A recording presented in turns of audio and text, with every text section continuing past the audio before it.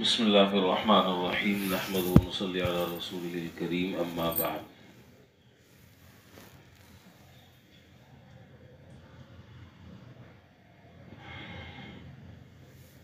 کل یہ بات عرض کی تھی کہ جب بچہ یا بچی پیدا ہو تو اس سے متعلق بہت سارے شریعت کے احکام لاگو ہوتے ہیں۔ ان میں سے کچھ احکام کا تعلق فوراً اسی وقت کچھ اعمال کے کرنے سے ہے، جس میں سر دست بچے کے کان میں اذان اور اقامت کے کلمات کہنا، اور اس کے بعد تحنیک کا عمل کرنا، اور اس کے 7ویں روز بچے کا عقیقہ کرنا۔ آج جو گفتگو ہے وہ عقیقے سے متعلق ہے، اور اس سے متعلق کچھ ضروری احکام اور مسائل ہیں۔ یہ عقیقے کا تصور صرف زمانے اسلام میں نہیں بلکہ زمانے جاہلیت سے یہ طریقہ رائج تھا۔ البتہ زمانے جاہلیت میں عقیقے کا جو طریقہ تھا وہ مختلف تھا، اور اسلام نے اس کی تردید فرمائی، اور اسلام نے عقیقے کا جو طریقہ بتلایا وہ اس سے بالکل منفرد اور الگ ہے۔ زمانے جاہلیت میں بچے کا جو عقیقہ کیا جاتا تھا اس کو وہ فرض کا درجہ دیتے تھے، واجب کا درجہ دیتے تھے۔ میں دونوں کو کمپیئر ساتھ ساتھ کر لوں تاکہ فرق پتہ چل سکے۔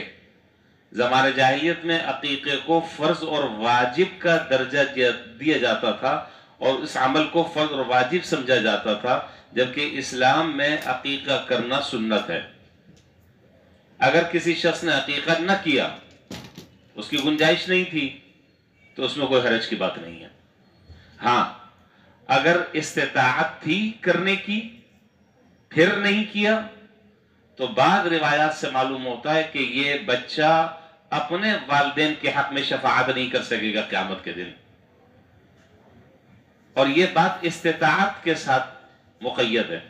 اگر استطاعت تھی اور نہیں کیا تو قیامت کے دن یہ بچہ اپنے ماں باپ کی شفاعت نہ کر سکے گا۔ روایات میں اس کا تذکرہ ہے، اور اگر استطاعت ہی نہیں تھی تو بات ہی ختم ہو گئی۔ ایک بات۔ دوسری بات یہ کہ زمانے جاہلیت میں جب عقیقہ کیا جاتا تھا تو بکرا یا بکری جو بھی ہے اسے ذبح کیا جاتا تھا، اور ذبح کرنے کے بعد اس بکرے کا اور اس جانور کا خون اس نومولود کے سر پر لگا دیا جاتا تھا، اور یہ عقیدہ تھا کہ اس سے آفتیں دور ہوتی ہیں اور اس سے بلائیں دور ہوتی ہیں۔ اسلام نے اور شریعت نے اور جناب نبی کریم صلی اللہ علیہ وسلم نے اس خون لگانے کو منع فرمایا، اور فرمایا کہ یہ زمانے جاہلیت کی ایک رسم ہے جس کو چھوڑنا چاہیے۔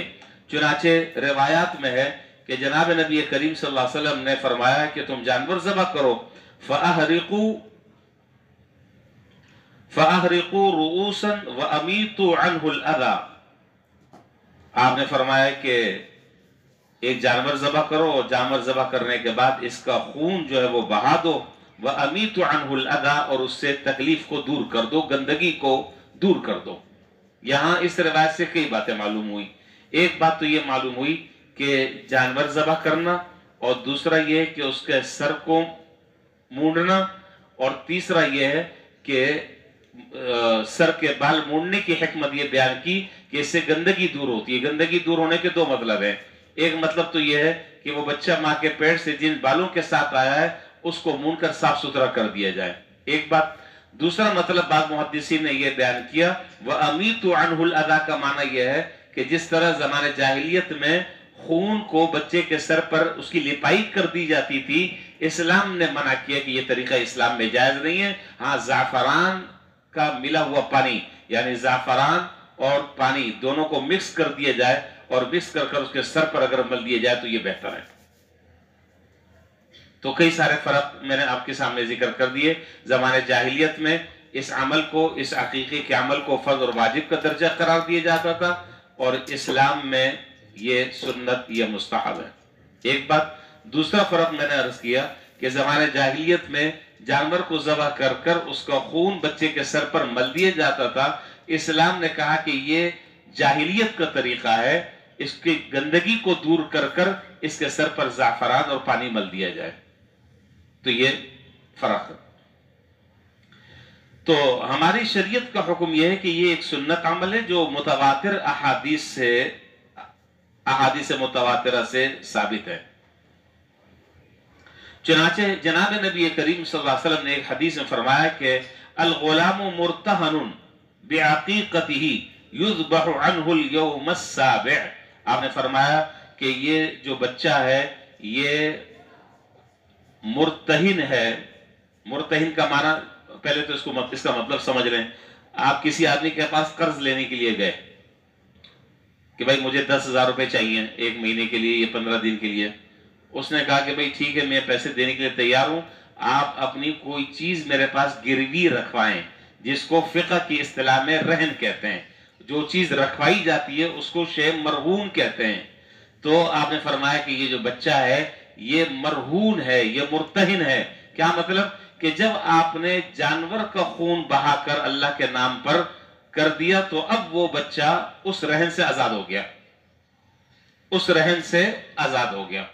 اور اللہ تعالیٰ اب اس کو ہر طرح کی زمینی آسمانی آفات سے, بلیات سے, حوادثات سے, امراض سے, بیماریوں سے اللہ تعالیٰ اس بچے کو نجات عطا فرما دیں گے. اچھا جی, دوسری بات یہ ہے کہ لڑکا ہے تو 2 بکرے اور بچی ہے لڑکی ہے تو 1. یہاں اس بات کو بھی سمجھ لینا چاہیے کہ یہ جو عوام میں یہ ایک طریقہ رائج ہے اور ان کے ذہنوں میں جو یہ بات ہے کہ اگر لڑکا ہے تو وہ بکرا ہی ہونا چاہیے, لڑکی ہے تو بکری ہی ہونی چاہیے, اس طرح کی کوئی بات نہیں ہے شریعت میں. چاہے لڑکا ہے آپ 2 بکریاں ذبح کر دیں, لڑکی ہے آپ بکرا ذبح کر دیں, جو میسر ہو. اس میں مذکر اور مؤنث کی کوئی قید نہیں ہے.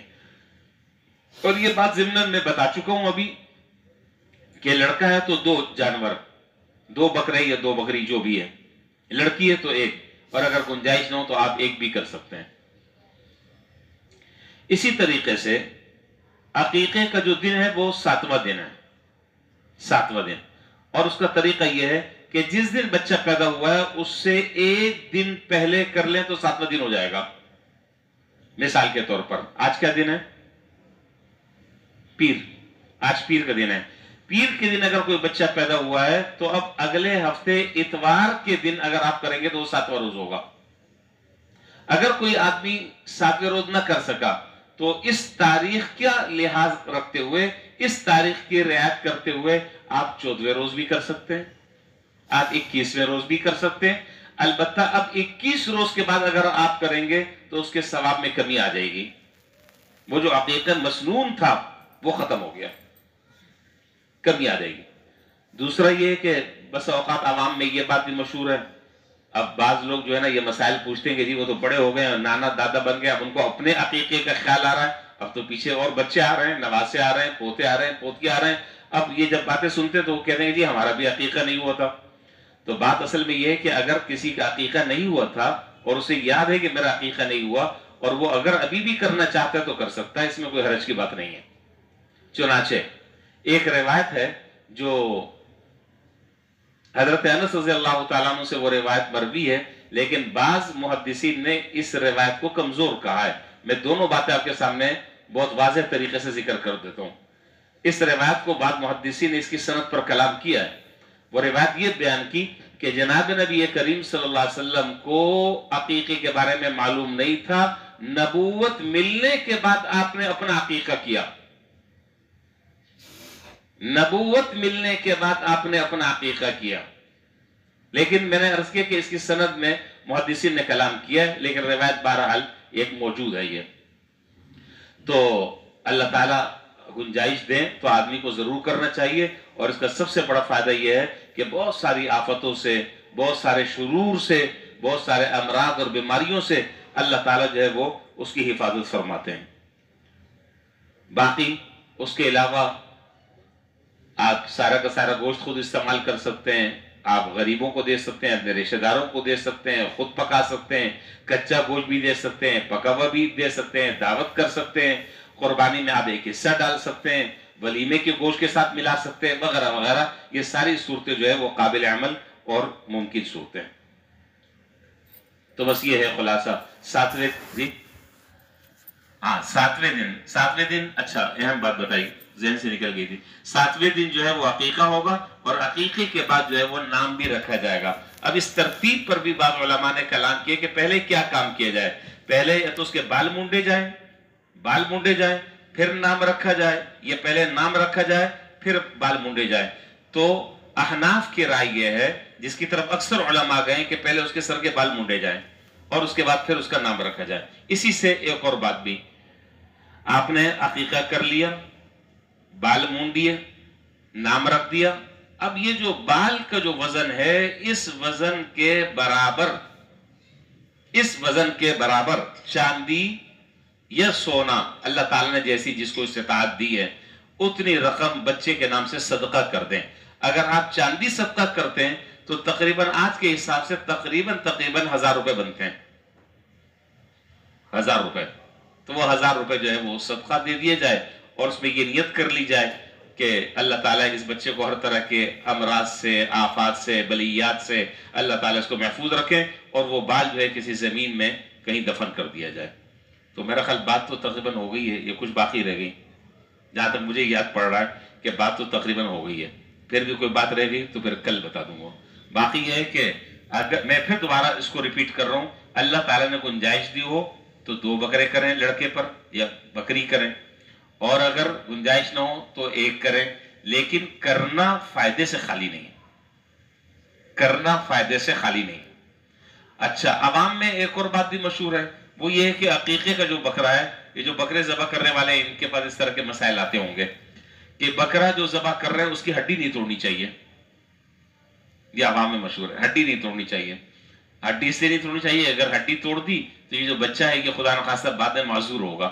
اس طرح کی شریعت میں کوئی حدیث یا اس طرح کی کوئی روایت، کوئی معقول بات جو ہے وہ نظروں کے سامنے سے نہیں گزری. یہ عوام کی اور جاہلانہ باتیں، ان پر مطلقاً توجہ دینے کی ضرورت نہیں ہے.